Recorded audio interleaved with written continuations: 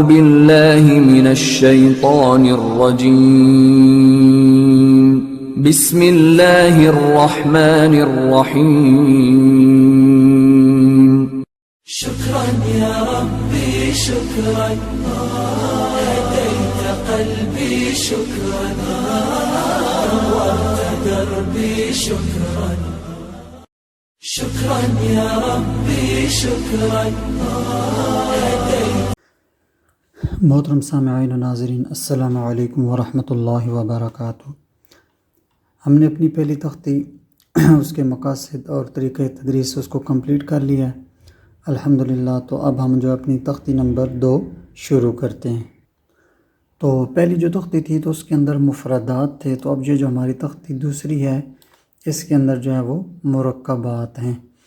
تو جیسا کہ ہم سب جانتے ہیں کہ مفرد کا معنی ہوتا ہے ایک واحد، اور مرکب کا معنی ہوتا ہے ایک سے زیادہ۔ تو یعنی یہ جو ہماری دوسری تختی ہوگی اس کے اندر ایک سے زیادہ لفظ جو ہے ان کو جوڑ کر لکھا جائے گا۔ تو اب اس کے جو ہے تو مقاصد کیا ہوں گے؟ تو اس کے مقاصد میں جو پہلی چیز میں نے لکھی ہے وہ یہی ہے کہ مفردات کی پہچان، کیونکہ پہلی تختی وہ بہت ہی اہم ہے۔ اگر بچے نے وہ تختی اچھی طرح سے پڑھ لی، حروف کو پہچان لیا، تو آگے اس کو چل کر کوئی پرابلم اور پریشانی نہیں ہوگی۔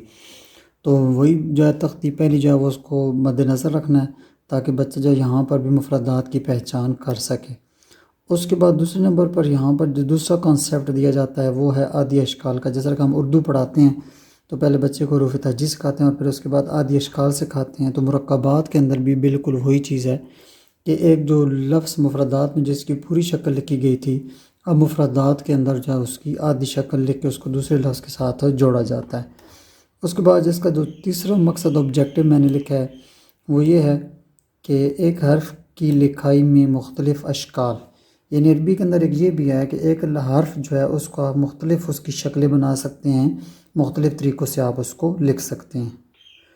اس کے بعد میں نے ایک اور پوائنٹ دیا یہاں پر اہم بات کا، تو وہ یہ ہے کہ جب آپ نے یہ تختی شروع کرانی ہے تو بچوں کو یہ بات سمجھانی ہے کہ پہلی تختی میں آپ نے حروف تہجی الگ الگ پڑھے تھے، یعنی ہر لفظ الگ تھا، الف الگ، با الگ، تا الگ، اس طرح۔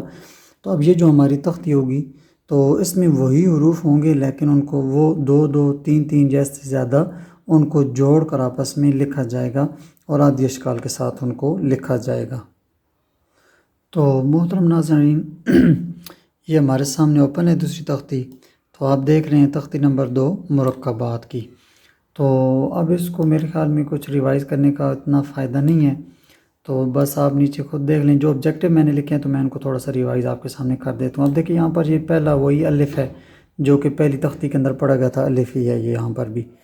اب جو بات میں نے کی تھی کہ جو ایک لفظ ہوتا ہے اس کی مختلف اشکال عربی کے اندر، تو وہ آپ یہاں پر ذرا اس چیز کو دیکھیں یہ لام الف ہے، یہ بھی لام الف ہے، اس کے بعد یہ بھی لام الف ہے، اس کے بعد یہ بھی لام الف ہے، اور اس کے بعد یہ بھی لام الف ہے۔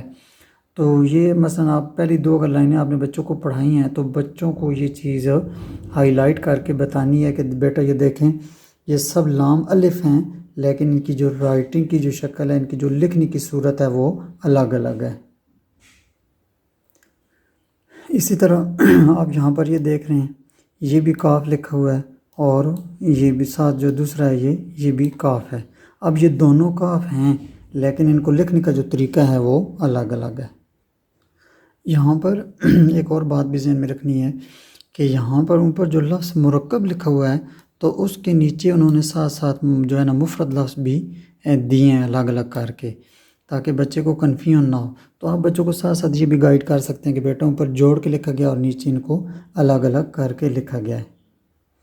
تو اب یہ پڑھانے کیسے ہیں مرکبات، یہ بات بہت زیادہ قابل غور ہے کہ یہ جو لفظ ہے تو ٹیچر جو ہے ہر لفظ کو الگ الگ کر کے پڑھائے، یعنی ایک ہی ساتھ میں سارے لفظ نہ پڑھ دے تاکہ بچہ ان کو سمجھ نہ سکے اور اس کو تو کیسے پڑھائیں گے۔ اب مثلا یہ دیکھیں میں نے ایک لفظ آپ کے سامنے ہائی لائٹ کیا ہے، اب یہ 3 لفظ ہیں تو اس طرح پڑھانا ہے تا کاف ثا، تو بچے کو ساتھ سمجھانا ہے کہ بیٹا ہر لفظ کو آپ نے الگ الگ کر کے پڑھنا ہے۔ تو عام طور پہ یہ ہوتا ہے کہ ہم یوں اکٹھا پڑھ دیتے ہیں تا کاف سا ایسے، تو ایسے نہیں کرنا ہے۔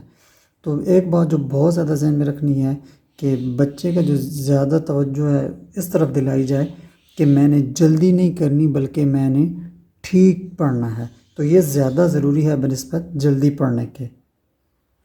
تو باقی یہ ہے کہ اس تختی میں اور کچھ اتنا خاص نہیں ہے، وہی مفردات ہی ہیں۔ تو اگر کسی قسم کا کوئی پرابلم ہو تو آپ لوگ مجھ سے کانٹیکٹ کر سکتے ہیں، تو انشاءاللہ جہاں تک مجھ سے ہو سکا میں ضرور اس کے بارے میں رہنمائی کروں گا۔ تو انشاءاللہ ملتے ہیں پھر اب نیکسٹ ویڈیو کے ساتھ، تب تک کے لیے اجازت، اللہ حافظ، السلام علیکم ورحمۃ اللہ وبرکاتہ۔